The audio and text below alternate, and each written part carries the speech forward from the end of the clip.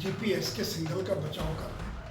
कह रहे हैं कि वो तो 2 महीने में रिटायर कर जाएंगे। लेकिन मुख्यमंत्री जी आप ही बताइए कि राज्य का चीफ जस्टिस 1 दर्जन बार फ़ोन कर रहा है और आपने एक बार भी वेरीफाई नहीं किया कि ये फर्जी फ़ोन है या वास्तव में चीफ जस्टिस फ़ोन कर रहे हैं। क्या कोई चीफ जस्टिस। और आप देख रहे हैं न्यूज़ फाउंडेशन और मैं स्वाति पांडे आपके साथ। बिहार के डीजीपी एसके सिंघल को फर्जी कॉल करना अब ये जो मामला है ये बिहार में तूल पकड़ते जा रहा है। दरअसल बिहार के डीजीपी जो है एसके सिंघल, उनको हाई कोर्ट का चीफ जस्टिस बनकर एक फर्जी कॉल आता है और ये जो मामला है ये बिहार में सियासी भूचाल खड़ा कर देता है। आपको बताया कि आज मुख्यमंत्री नीतीश कुमार का एक बयान इस मामले में सामने आया, जिसमें पत्रकारों ने जब इस मामले को लेकर के सीएम नीतीश कुमार से सवाल पूछा है तो सीएम नीतीश कुमार ने डीजीपी पे को क्लीन चिट देते हुए, एक डीजीपी पे सफाई देते हुए कहा है कि अब तो एसके सिंघल को 2 महीने में तो रिटायर ही होना है। तो पहले आप ये सीएम नीतीश कुमार का बयान सुनिए, फिर हम आपको सुनवाते हैं कि बिहार के पूर्व उप मुख्यमंत्री सुशील मोदी ने सीएम नीतीश कुमार पर हमला बोलते हुए क्या कुछ कहा है। पहले आप नीतीश कुमार के बयान को सुनिए। इसी के आधार पर फिर से रहना चाहिए, अति पिछड़े वर्ग का रहना चाहिए। रफ्तार किसका माइक है? करो जा सकता है। आपको तो हम कितनी बार बता चुके हैं, बताइए ना भाई। अरे बिहार तो सबसे पहले नहीं देश में हुआ है, उनका लंबा है 1978 में ओबीसी और ईबीसी दोनों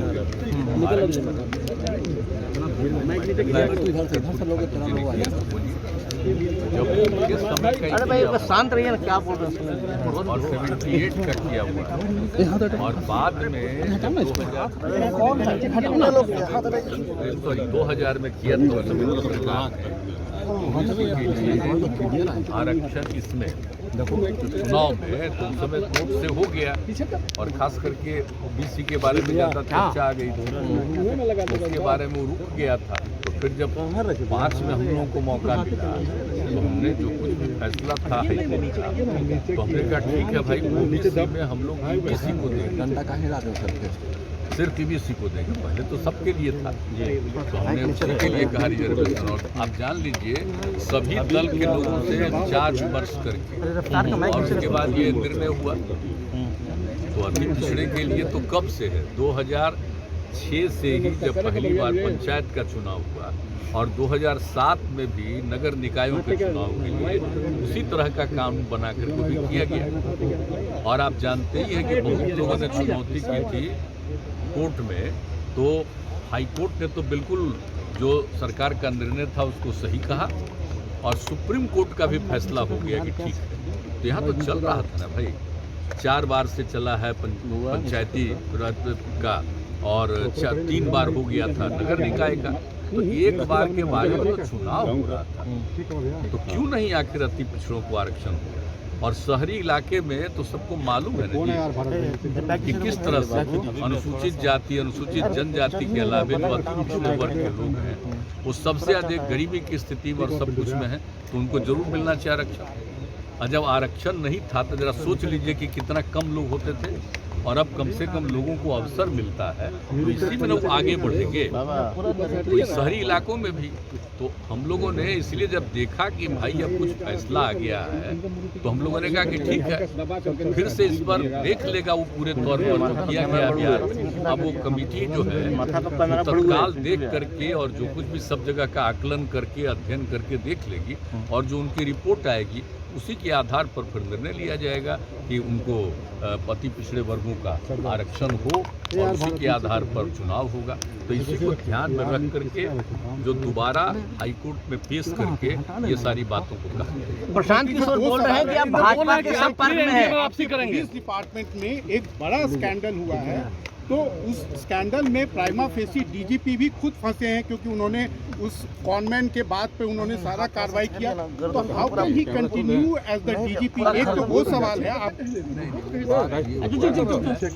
ये जिस तरह से कोई गलत फोन करता रहा और उसको लग गया तो उसके बारे में कुछ किया, बाद में इस बात का रियलाइजेशन हुआ ना कि कोई गलत फोन कर रहा है और उसकी जांच पूरे तौर पर करवाई गई और पता चल गया कि गड़बड़ आदमी बराबर कर रहा है, उसके बाद फिर सब कुछ किया जा रहा है। छोड़ हो गई वो अब कोई मान लीजिए कि कोई का नाम सुन करके कोई बात करता है तो बात नहीं है, फिर बाद में तो सबको रियलाइजेशन होगा ना। जब मेरे पास कोई बात आई थी तो आप लोग हमने ठीक से जांच कराई, तो ये कौन आदमी ऐसे ही बोल रहा है? लेकिन डीजीपी का तो लैप्स है। नहीं, डीजीपी का बेचारे का जो कुछ भी था उनको ये लग गया था कोई बात, और बाद में जब समूचा जांच हुआ तो पता चला कि ये कोई बोगस आदमी फोन कर रहा है। और अगर हमारे स्टेट का डीजीपी को कोई सर हमारे स्टेट के डीजीपी को कोई बुर्बक बना ले तो उसका तो सुनिए ना, आज महीना कौन है? अक्टूबर है। अक्टूबर। अब कब रिटायर करेगी? आप ऑनरेबल मेरा मूरी छता है, पता नहीं कि माइक कहाँ पे चला। और बाकी काम सब ठीक करते हैं। अब एक कभी कोई मान लीजिए कि कोई त्रुटि हो गई कोई गलती से और फिर रियलाइजेशन हो गया तो इस पर ज़्यादा ध्यान नहीं देना चाहिए। बाकी सारा काम ये लोग बहुत मजबूती से कराते हैं, बाकी लॉ एंड ऑर्डर के लिए और सब चीज़ों के लिए, ताकि तेजी से सब जब क्राइम होता है तो उसके बारे में जांच होती है, वो सब तेजी से कराएं। इसके बारे में तो हम लोग करते ही प्रशांत किशोर बोल रहे हैं कि आप एनडीए के एनडीए में फिर वापस आ जाएंगे। उस पर वापस आदमी का नाम लेते हैं। तो लगातार ये बातें बोल रहे हैं कि हरिवंश जी के माध्यम से भाजपा से बात कर रहे हैं। कृपा करके मुझसे कभी उनके बारे में मत पूछिए, एक बार तो हम बता ही दिए। अब बाकी जिसको मर्जी है रोज बोलते रहता है, आई नहीं जानते हैं, खूब ठीक से जानते सर ये बिल्किस बानो के केस वैसे ही बोलते रहता है।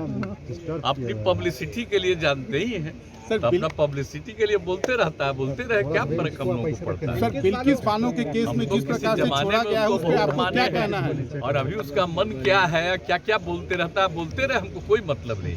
अरे यंगर है, हमने जिन लोगों की इज्जत की है तो आपको मालूम है ना, आपको तो पता है ना कि हम कुछ लोगों की जो इज्जत की है, मेरे साथ कितना दुर्व्यवहार किया है, तो क्या कीजिएगा, छोड़ दीजिए, उस पर कोई कमेंट ही मत। सर मेरा क्वेश्चन है बिल्किस बानो से रिलेटेड, उस केस में जिस प्रकार से कन्विक्टेड लोगों को छोड़ा गया, हरियाणा में बाबा राम रहीम जो रेप के केस में, मर्डर के केस में कन्विक्टेड हैं, हर बार चुनाव आता है बीजेपी गवर्नमेंट छोड़ती है। बिल्किस बानो के केस में यूनियन होम मिनिस्टर का रोल है, इसको आप सही पाते हैं, इसको सही मानते हैं? इसी के बारे में कोई जानकारी पता करो, ठीक पता कर लेंगे। अच्छा, अनएम्प्लॉयड लोग मुख्यमंत्री जी बहुत सारे ऐसे हैं जो बेरोजगार लोग सड़क पे घूम रहे हैं, उनको लाठियां चल रही आपका है, चेहरा तो देखेंगे, बेरोजगार लोग जो है वो घूम रहे हैं। सुशील मोदी ने भी बयान देते हुए कहा है कि मुख्यमंत्री जी डीजीपी को मत बचाइए, सीबीआई या किसी निष्पक्ष एजेंसी से पूरे मामले की जांच करवाइए। तो देखिए ये जो मामला है जिसमें डीजीपी एसके सिंघल को फर्जी फ़ोन कॉल करने का मामला, इस पे अब पूर्व उप मुख्यमंत्री सुशील मोदी का सीएम नीतीश कुमार पर भी बयान आया है, जिसमें उन्होंने सीएम नीतीश कुमार पर भी सवाल उठाते हुए कहा है कि सीएम नीतीश कुमार आखिरकार डीजीपी को क्यों बचाते हैं। डीजीपी के पास इतने बार कॉल आता है, दर्जनों बार एक फर्जी चीफ जस्टिस बन करके कोई कॉल करता है, और इतना उनको समझ नहीं आता कि इतने बार कॉल करना, हम उसको चेक क्यों नहीं करवाए कि ये कैसा कॉल है। बार बार फर्जी फ़ोन कॉल आता है और डीजीपी के पास इतना सेंस नहीं है कि वो फर्जी फ़ोन कॉल का जांच करवाए। तो आपको छोड़े जाते हैं बिहार के पूर्व उप मुख्यमंत्री सुशील मोदी के इन बातों के साथ। डीजीपी एसके सिंघल का बचाव कर रहे हैं, कह रहे हैं कि वो तो 2 महीने में रिटायर कर जाएंगे। लेकिन मुख्यमंत्री जी आप ही बताइए कि राज्य का चीफ जस्टिस 1 दर्जन बार फ़ोन कर रहा है और आपने एक बार भी वेरीफाई नहीं किया कि ये फर्जी फ़ोन है या वास्तव में चीफ जस्टिस फ़ोन कर रहे हैं। क्या कोई चीफ जस्टिस अपने मोबाइल से एसपी के लिए फ़ोन करता है डीजीपी को, और वो भी एक बार नहीं 1 दर्जन बार? और आपने उसी फर्जी कॉल के आधार पर आदित्य कुमार जो गया के एसपी थे, जो शराब के मामले में जिन पर एफआईआर दर्ज हुआ, उनकी क्लोजर रिपोर्ट दाखिल करवा दिया। जो उस केस का आईओ था उसको चेन्नई से बुलाकर और एकदम अर्जेंसी के साथ उसको दोषमुक्त कर दिया गया। तो आखिर आदित्य कुमार को क्यों दोषमुक्त किया गया? बिहार में शराबबंदी के मामले में 4 लाख से ज़्यादा लोगों को आपने जेल भेजा, और एक एसपी पर जब आरोप लगा तो उसको दोषमुक्त कर दिया गया। और फिर इसी डीजीपी ने आदित्य कुमार के जो डिपार्टमेंटल प्रोसीडिंग थी उसको ख़त्म करने के लिए संचिका पर लिखा, पूर्णिया में पोस्टिंग के लिए लिखा। तो आखिर आदित्य कुमार से डीजीपी का क्या संबंध था?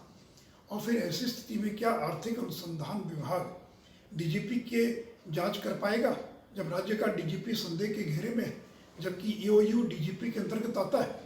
इसलिए हमारी मांग है कि बिहार के डीजीपी संदेह के घेरे में उनको बचाइए नहीं, या तो सीबीआई से या किसी और निष्पक्ष एजेंसी से इस पूरे मामले की जल्द से जल्द जांच कराना चाहिए।